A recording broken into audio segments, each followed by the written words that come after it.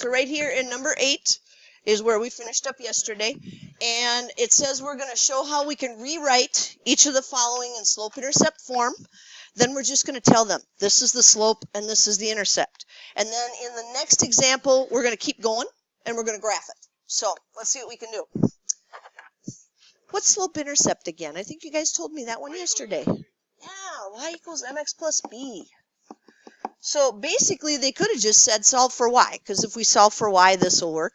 But we have to make sure that the x is in the front, and then the constant, the number b, the intercept, is in the back.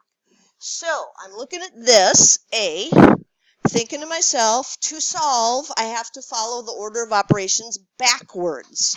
That means that anything that's being added or subtracted over here on this left-hand side, I have to move that over first. So here's my y.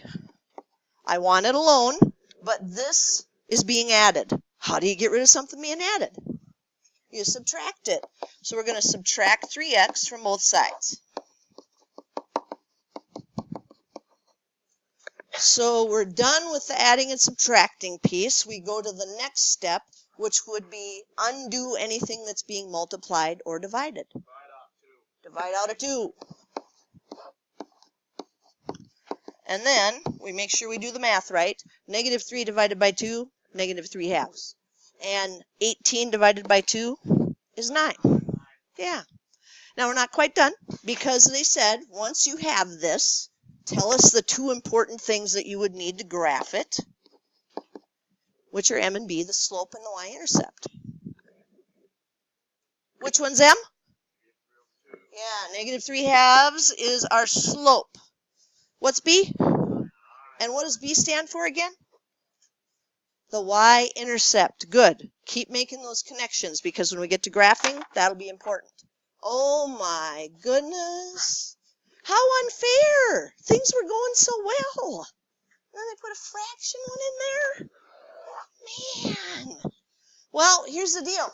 We just got done working with fractions, right? Was this one horrible with the fractions? So if I can make this one look like this, wouldn't you say it'll probably be fairly simple to do? So let's do it. Here's what we need to do. We need to find the least common denominator for all 3 terms and multiply the entire equation by it. Then we won't have to work with fractions all the way through.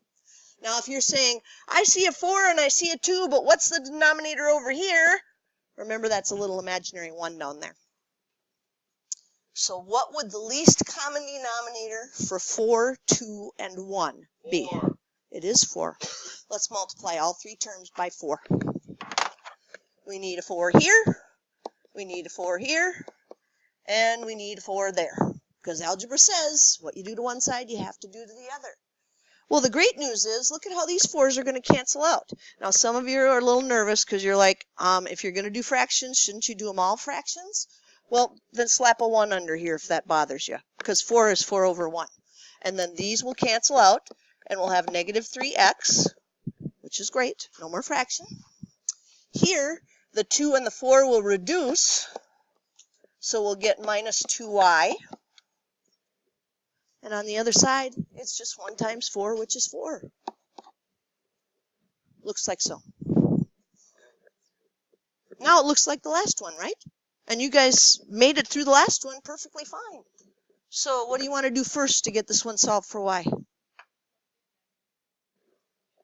Oh, I forgot the negative. Yep, I didn't even see it right here. Thank you.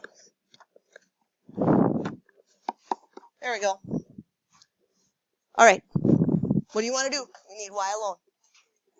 Add 3x. This is subtracting 3x. You always use the sign that's in front of the term.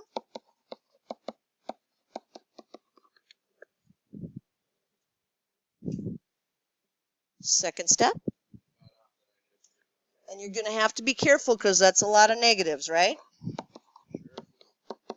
So 3 divided by negative 2, negative 3 halves, x, negative 4 divided by negative 2, 2. That's one of the fiercest strategies we have in algebra. If something looks more complicated than what you just did, try to find one step that you could do to make it exactly like what you just did. and then you can solve it. We're not quite done. What else were we supposed to do? Yeah. In this one, what's our slope? Y-intercept. Now, you're going to remember that when we were talking about the formula y equals mx plus b, and it came up to what b is for the y-intercept, and I said, why not just use y? And we knew they couldn't because y was already in the equation. Now, it turns out whoever thought of b was thinking ahead, because when we graph, we have to graph alphabetically. We have to do b first and then m. So they were thinking ahead about what they needed. They needed a letter in the alphabet that came before M. And they chose B. Look at this. We're going to do the same thing, but extra step, we're going to graph it. Alrighty. So rewrite it in slope-intercept form. We'll say what M is, we'll say what B is, and then we'll finish it up by graphing it. We do.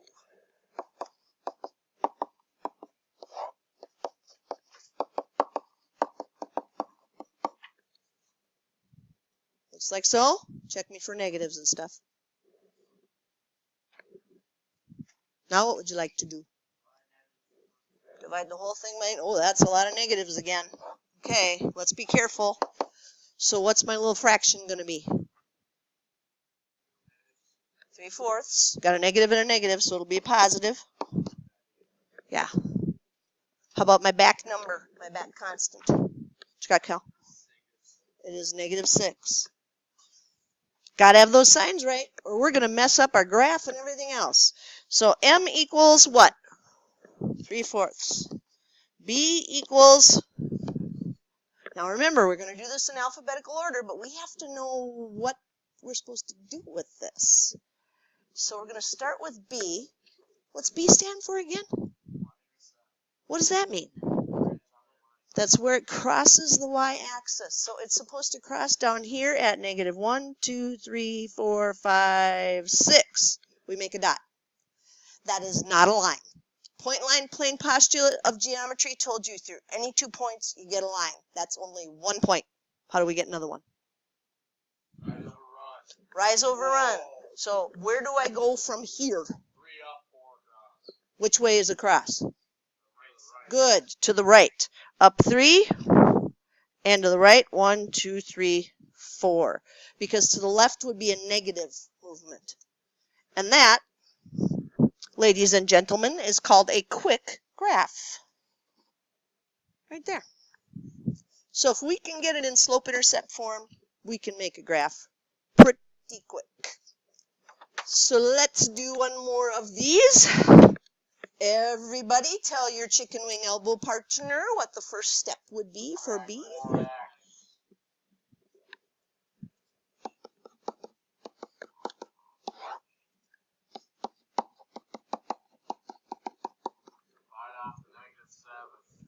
Very carefully. A lot of negatives. 4/7.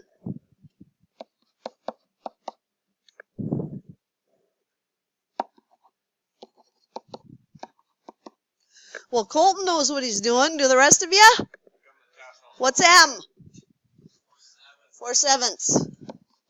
What's B? Good. Tell me how to graph that, doggy. -2 where? Oh, good, good, good.